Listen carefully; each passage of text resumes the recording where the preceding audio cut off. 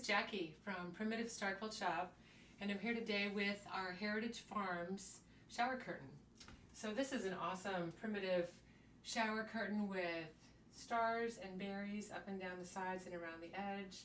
An awesome black and tan check crow in the center. Today we're showing it with our burgundy star shower curtain hooks, which is a great match for that as well. And I wanted to show you the rug that matches. So this is the Heritage Farms oval Pippin Star braided rug that looks great with this. And then as far as the rest of the bathroom view, we've got these reclaimed wood, and this is a 3-hook. So it's great for putting it right by your shower, so you can have hang towels, etc.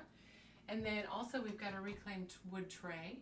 This typically you would use, you could set it, use it for serving, you could put it on your dining room table, you could keep it at your desk, but I just wanted to show you how it looks on the wall today.